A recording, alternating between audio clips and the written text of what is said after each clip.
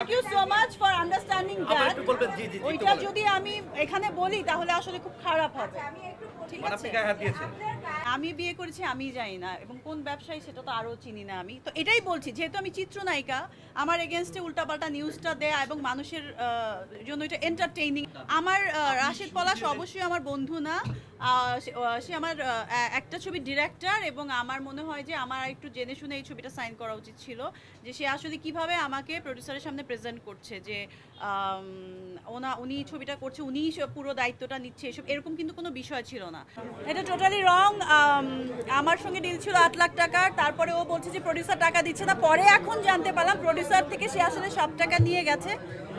তারপর সব মানে প্রোডাকশনের ম্যাক্সিমাম মানুষকে আসলে সে টাকা পয়সা দেয়নি, আর্টিস্টদেরকে দেয়নি, এরকম কিছু কিছু প্রডিউসারদের কাছে ফোন এসছে। তো এটাই আমাকে, যেহেতু প্রডিউসার ওরকম কাউকে এখানে চিনেন না, একটু কম চিনেন, জানেন, তো বলছি এরকম কেন হচ্ছে। আমি বললাম যে আমি জানি না, আপনাদের প্রোডাকশন ম্যানেজারকে জিজ্ঞেস করেন। তখন বললো যে প্রোডাকশন ম্যানেজার আমাদের যাকে দিয়েছেন তাকে বাদ দিয়ে ও নিজের প্রোডাকশন ম্যানেজার দিয়েছে। সো এরকম ডিজাস্টার একটা সিচুয়েশনের মধ্যে আপু আপনি একটু আসেন, আমরা কথা বলছি, আমরা একটু কথা বলবো, মানে মেইন যে ফ্যাক্টটা সেটা একটু বের করতে চাচ্ছি। এই বিষয়টা খুবই সিম্পল। এবং আমি শুনতে পেরেছি পরে প্রডিউসারের যে প্রোডাকশন ম্যানেজার ছিল তাকে সে বাদ দিয়ে নিজের প্রোডাকশন ম্যানেজার রেখেছে। এটা নিয়েও তাদের মধ্যে দ্বন্দ্ব ছিল। যেহেতু তাদের মধ্যে অলরেডি দ্বন্দ্ব, এর মাঝখানে আসলে ওই ছবিটা সাইন করার পর আমি আরও 3টা ছবি শুটিং করেছি। এটা 2-2.5 বছরের ঘটনা। আর এর মাঝখানে আমাকে নিয়ে আরও কী বলেছে, একটা ছবির তো একদম সব কিছুর মধ্যে তো আমি লেগে থাকতে পারি না। আমার শুটিং হয়েছে, কথা হয়েছে যে হ্যাঁ, পলাশ আমাকে বলেছে যে ওরা টাকা দিচ্ছে না, আসলে বড় আর্টিস্ট কীভাবে হ্যান্ডেল করতে হয়, বা যে কোনো আর্টিস্ট, ওরা নতুন প্রডিউসার ভালো না। আবার ওদের পক্ষ থেকে এখন শুনছি পলাশ আসলে টোটালি আনপ্রফেশনাল ওয়েতে কাজ করেছে, এবং আপনার নামে এবং আরও বিভিন্ন মানুষের নামে যারা এখানে আজ ইন্টারন্যাশনালে যারা দায়িত্বে আছেন, যেহেতু যে ইনভেস্টার উনি বাইরে থাকেন, দায়িত্বে আছেন, তাদের সঙ্গেও আসলে একটা ঝামেলা পাকিয়ে এই জিনিসটা এভাবে ক্রিয়েট করেছে। এটা আসলে প্রডিউসাররা আসছেন, ওরা অন দ্য ওয়ে, ওরা এসে ওদের সঙ্গে বসে আসলে কথা বলতে হবে। কারণ ওনাদের বাসায় প্রডিউসার যিনি, 2জন মহিলা এবং একজন ভাই, ওনাদের বাসায় আরও লোকজন ছিল, ওনাদের সামনেই কথা হয়েছে। এবং যেহেতু ওনারা বিভিন্ন সময় বিভিন্নভাবে আমাদের যে রাশেদ পলাশ, তার সঙ্গে যেগুলো কথা হয়েছে ওগুলো কোনো কিছু উনি যেভাবে কথা দিয়েছে সেভাবে কাজ করতে পারেনি, তাদের সঙ্গে প্রবলেম হয়েছে। এবং আমি পরে জানতে পারি যে আমার নাম নিয়ে অনেকবার উনি তাদের কাছ থেকে টাকা নিয়েছেন, ওয়ারেজ আমি আমার নিজের পেমেন্টই এখনও পুরোটা পাইনি। আর বলেছে যে আমি এক্সট্রা শুটিং করলে এক্সট্রা পেমেন্ট করতে হবে, আমি আমার নিজের ছবিতে আইটেম গান করতে গেলে আমি নাকি এক্সট্রা পেমেন্ট চাচ্ছি। যেহেতু ওনারা নতুন প্রডিউসার, আমাকে দেখে ইনভেস্ট করেছেন। ভাবি আসলে আমাকে, মানে ভাবির সাথে আমার অনেক ক্লোজ রিলেশন। তো ভাবি বললো যে আমরা আমেরিকা থাকি, বাট অনেক পছন্দ করি, অনেক ভালো লাগে, অনেক শিক্ষিত স্মার্ট নায়িকা, বাট এই পলাশের সঙ্গে এগুলো শুনে আমরা আসলে খুব আহত। পরে তোমার সঙ্গে কথা বলে, এবং এখানে যে আজ ইন্টারন্যাশনালের যে সিইও আয়েশা সিদ্দিকী এবং শাহাদাত হোসেন লিটন ভাই, ওনাদের সঙ্গে টাকা পয়সা নিয়ে পলাশের সঙ্গে অনেকবার যা আমার কথা বলে আসছে নিউজে, ওনাদের সঙ্গেই হয়েছে এইসব অনেক কিছু। এবং লাস্ট পর্যন্ত ডিস্ট্রিবিউশনের জন্য, প্রমোশনের জন্য যে টাকা পয়সা নিয়েছেন সেগুলোতেও ঝামেলা করেছে, শ্যুট ঠিক মতো করেননি আসলে। এবং ওনাদেরকে টেকনিশিয়ানের তরফ থেকে এবং আর্টিস্ট যারা আছেন ওনারা ফোন করে করে বারবার বলছেন যে আমরা আপনাদের প্রোডাকশনে কাজ করেছি বাট টাকা পয়সা পাইনি। আসলে হ্যাঁ, আমি ক্লিয়ার করছি। এটা নিয়ে আসলে আমার ভিডিও দেখি না এবং কোনো কিছু এরকম আসলে পাই নাই আসলে। ঠিক আছে, আমরা একটা ইনভাইটেশনে গিয়েছিলাম, সেটা হচ্ছে ভাবির বাসায়। তো ওইখানেই আসলে ওরা ওকে জেরা করছিল যে এরকম কেন হলো, ডিস্ট্রিবিউশনের জন্য তুমি দায়িত্ব নিলা, আমাদেরকে দিলা না, লিটন ভাই এত পুরনো মানুষ ফিল্মের, ওনাকেও তুমি অ্যাভয়েড করে গেলা, কেন এইসব করলা, সব কিছু এরকম কথা কাটাকাটির মাঝখানেই একটা বিষয় হয়েছে। আসলে এমন কিছু হয় নাই যেটা নিয়ে। এবং আমার ডেটস, অনেক দিন ডেটস নিয়ে ওই ডেটগুলো ইউজ করেন নাই। সো এরকম আসলে অনেক কিছু বিষয়। আরও ওই যে সিইও আসতে, আজ ইন্টারন্যাশনাল সিইও আসবে, উনি আসলে আরও ডিটেল বলতে পারবে। আমার এতটুকুই জানা, এতটুকুই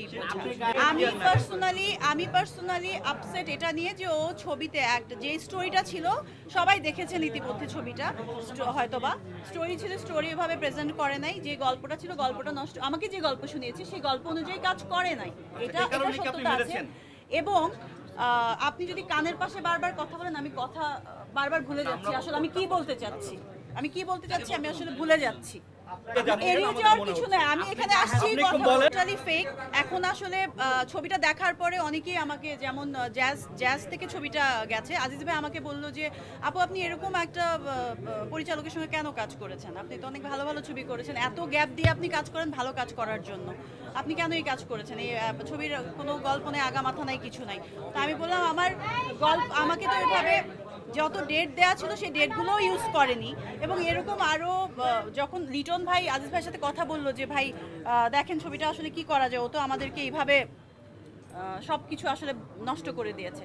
আজিজ ভাই বললো যে ও এটা আপনাদের আগে আসলে দেখা উচিত ছিল, আসলে সব কিছু এভাবে উল্টাপাল্টা সব ইয়ে করে ফেলেছে।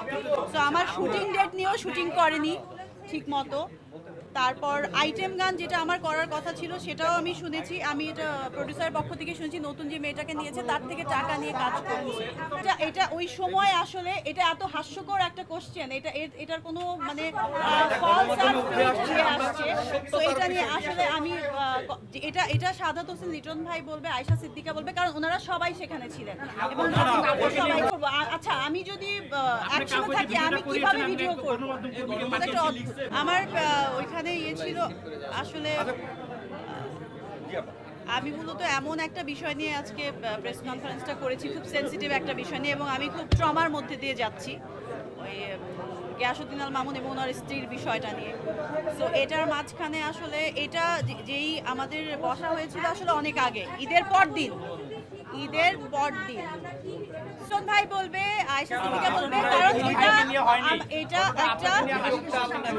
এটা কি ভিডিও দেখে কেউ ভিডিও দেখেছে বা এখানে কেউ উপস্থিত ছিল? নিশ্চয়ই আমি এমন কিছুর জন্য এটা অ্যাভয়েড করছি, এরকম কিছু আসলে হয় নাই যেভাবে নিউজটা আসছে আসলে, ঠিক আছে? সো এরকম কিছুই হয় না। আমি তো অনেকবার বললাম যে ওইখানে বসা হয়েছে, কথা হয়েছে, এমন বিষয় হয় নাই যেটা নিয়ে এভাবে আপনারা মানে বলছেন যে এটা হয়েছে কি হয়েছে না। এটা তো লাইফ এন্ড ডেথের কোনো বিষয় হয় নাই। ও সবাই তো আমার কাছের কি আলাদা। Not at all. ওর সাথে মিউচুয়াল করার কিছু নাই, ওর সাথে কিছু হয় নাই যে মিউচুয়াল করতে হবে, এমন কিছুই হয় নাই। টোটালি ফেক, মানে এত নিউজ, মানে এত ফেক নিউজ হতে পারে, এটাই সবচেয়ে অদ্ভুত বিষয়। আর এটা হচ্ছে ঈদের পর দিনের দাওয়াতের একটা ঘটনা আসলে। এইটা নিয়ে যে এতগুলো নিউজ হয়েছে বা এত কিছু হয়েছে, যেহেতু আমি আমার রেস্টুরেন্টের ওই বিষয়টা নিয়ে মানে ইনভলভ ছিলাম, খুব বিজি ছিলাম, এই এতগুলো যে নিউজ আসছে কিভাবে আমিও জানি না আসলে। আর যখন নিউজ আসছিল তখনকার ঘটনা না, এটা অনেক আগের ঘটনা। এবং আমি ড্রিঙ্ক করি না। কিসের 8 লাখ হয়েছে, উনি এখনো পুরো টাকা দেয়নি, কিন্তু প্রডিউসার যারা ওরা ওকে সব টাকা দিয়ে দিয়েছে, শুধু আমার না বাকিদেরও। আমি আসলে আমারটা বলতে পারবো, বাকিদেরটা আসলে